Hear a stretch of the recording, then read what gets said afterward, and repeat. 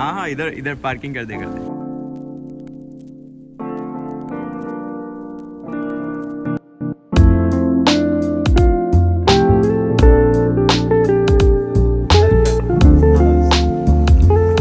अभी तो यहाँ का मौसम सुहाना है, इसलिए हम लोग गाड़ी बाहर पार्क कर सकते हैं जिस तरीके से सबने किया है। लेकिन विंटर के समय में हम लोग को गाड़ी उस गैराज के अंदर पार्क करनी पड़ती है। तो शुभम आ चुका है, रेडी हो चुका है और अब हम एंट्री करने वाले हैं इसके घर के अंदर। चलो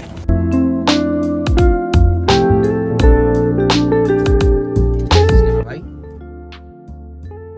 एक्चुअली जब घर में एक से ज़्यादा लोग रह रहे हो तो एक पर्टिकुलर की को ही हम इस लॉक बॉक्स में रख देते हैं जिसका पासवर्ड यहाँ होता है, और फिर इसको लिया और ओपन कर दिया। तो क्या रात को अगर लेट भी आते जॉब से तो इंडिया वाला सिस्टम नहीं है कि मैंने घास के नीचे पत्ते के पीछे चाबी रखी हुई है। नहीं नहीं, ऐसा सिस्टम नहीं है।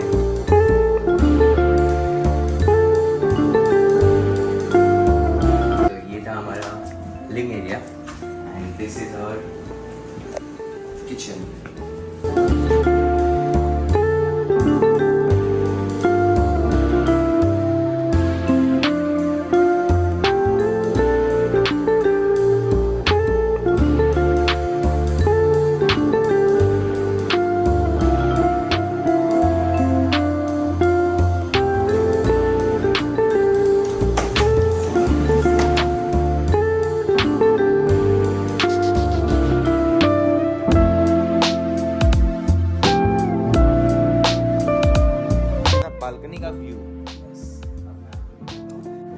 तो ये है बेसमेंट, यहाँ से हमारी हुई थी एंट्री।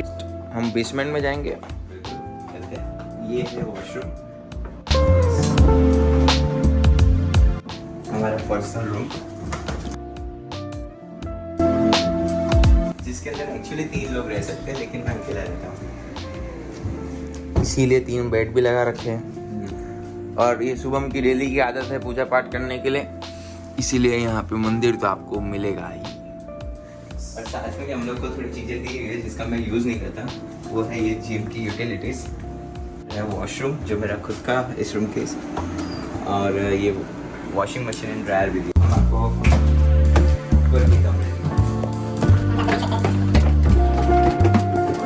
ये भी एक कमरा है, यहाँ भी 3 बेड है। 3 लोग रहते थे लेकिन अभी नहीं रह रहा है कोई, क्योंकि अभी पूरा का पूरा कब्जा शुभम ने कर रखा है घर के अंदर।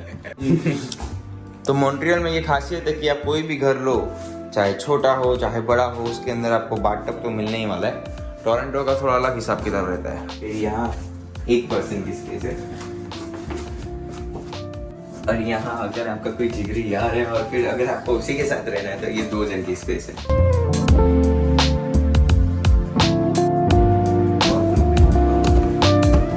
अब मैं आपको दिखाने वाला हूँ इस घर की खुफिया जगह जो मुझे कल ही मालूम पड़ी थी।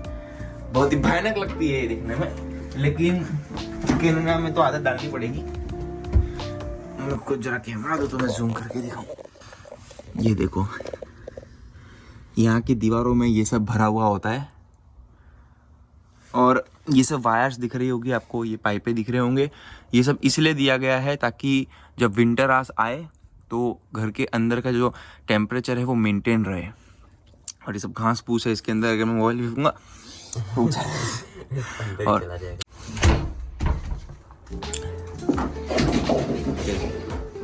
और यहाँ पे भी 3 जन रह सकते हैं। और यहाँ पर पर्सनल वॉशरूम फिर से दिया हुआ है। मुझे लग रहा है कि ये भी वही है।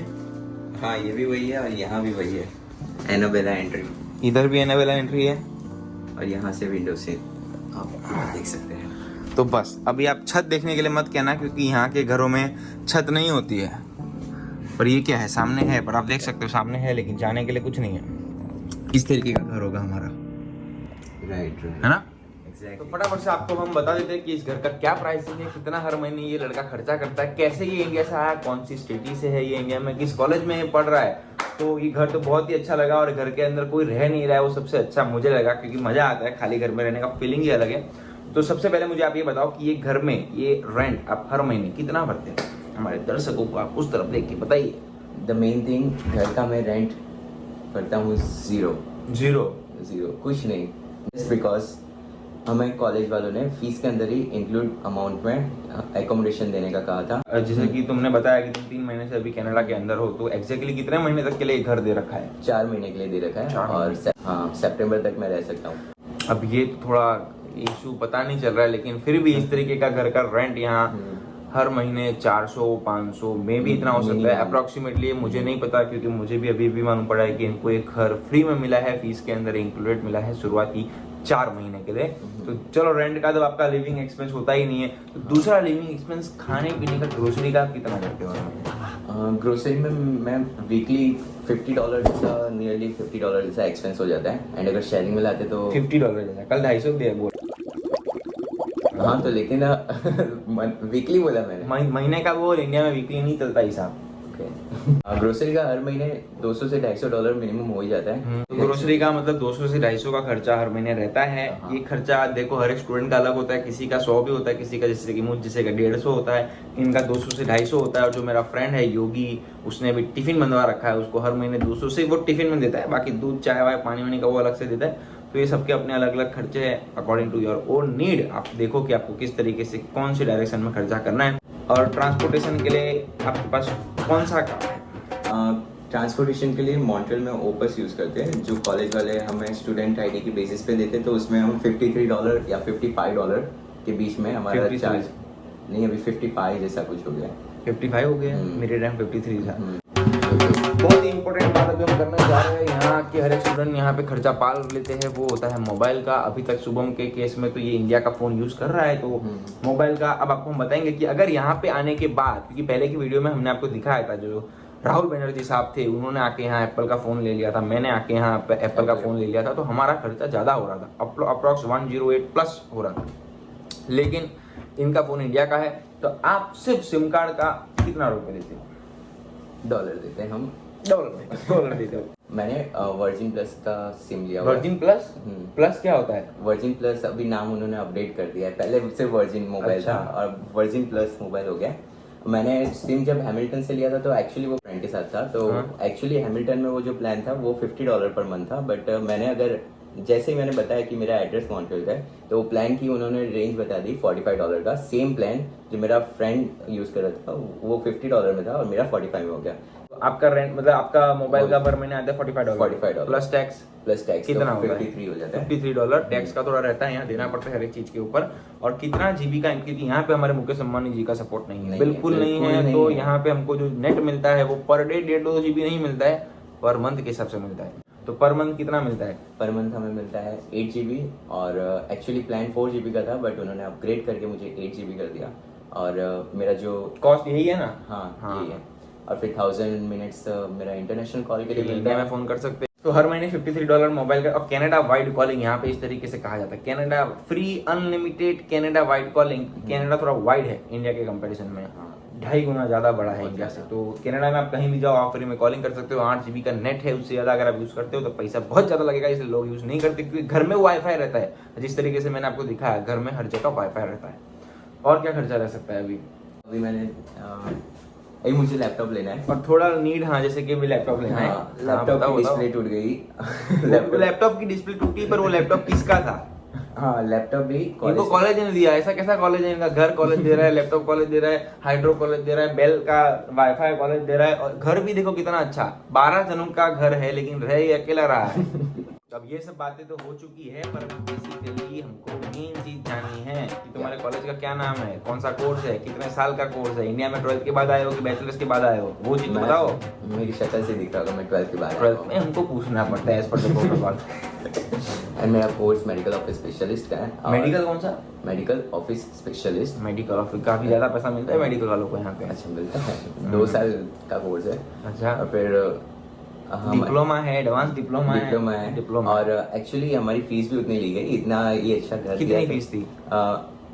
फर्स्ट ईयर की हमारी $15,000 ली गई। अब मुझे तेरा प्रोसेस जानना है। ऐसे तो मैं खुद कनाडा में आया था, लेकिन वीडियो में मैं नहीं बता सकता, तो मुझे पूरा प्रोसेस जानना है कि जब आप 3 महीने पहले यहाँ आए थे, तो उससे कितने महीने पहले आपने आईलेट्स की तैयारी चालू कर दी थी, उससे कितने महीने बाद आपने आईलेट्स दे दी थी, कितना आपका रिजल्ट आया था, कौन से 2 कैटेगरी होती है, SDS कैटेगरी होती है, नॉन SDS कैटेगरी होती है, किस कैटेगरी में आप आए थे?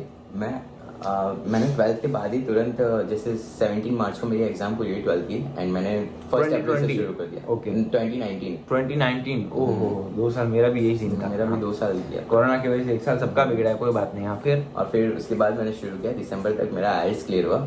उसके बाद मैंने वीजा अप्लाई किया, लेकिन तब मैं अंडर 18 था, तो एक्चुअली डॉक्यूमेंटेशन की वजह से बैंड कितने आए थे आइलेट्स में? आ गए थे 6.5 विद 6 6.5 नॉट लेस देन 6, यानी कि तुम एसडीएस कैटेगरी में एलिजिबल हो गए थे। हाँ। ओके उसके बाद क्या किया नेक्स्ट फिर प्रोसेस? उसके बाद मैं अंडर 18 था, उसके लिए डॉक्यूमेंटेशन करना था। वो सभी मैंने डॉक्यूमेंटेशन की ही नहीं थी कि अभी कोविड आ गया, और फिर वो डॉक्यूमेंटेशन पूरी कर देखी है ना, जल्द से जल्द मैं आ जाऊँ, भले कोविड है कुछ भी है, सिनेरियो सब क्लियर थे। बट धीमे धीमे मार्च आया, फिर अप्रैल आया, तो फिर सभी फ्लाइट्स बंद। फिर तब से लेके मैं मई इंटेक चेंज किया, सितंबर इंटेक चेंज किया, जनवरी चेंज किया, फिर उसके बाद मार्च इंटेक ओपन हुआ, तो उसमें मैं आया, यानी 1 साल तक मैंने इंटेक चेंज किया, फिर मैं यहाँ पर लैंड हुआ। वो भी मार्च इंटेक अप्रैल 23 को शुरू हुआ। पर नहीं बीच में कोई दिक्कत आ रही है। 6.5 बैंड आए, उसके बाद तुमने मुझे बताया कि तुम 18 साल के नहीं हुए, ये वो, पर किस एजेंट को तो ढूंढा होगा ना कि कनाडा आना है, किस तरीके से, वो पूरा प्रोसेस हमको बारीकी से जानना है। हर एजेंट, एक्चुअली मैं 11 से 12 एजेंट को विजिट तुम कहाँ से हो पहले ये तो बताओ हमारे दर्शकों को। मेन तो वो तो स्टार्टिंग में लोग पूछते हैं। द मेन थिंग, मैं अहमदाबाद से हूँ। अहमदाबाद में 6 छोकरो अहमदाबाद में छोकरो से, हाँ। और वहाँ पर यानी ऐसे मैंने आइल्स के क्लासेस कहीं और से किए थे, और मैंने फाइलिंग कहीं और से कराई थी, बिकॉज डिपेंड करता है ना सिनेरियो। तो कहाँ से कराई थी फाइलिंग?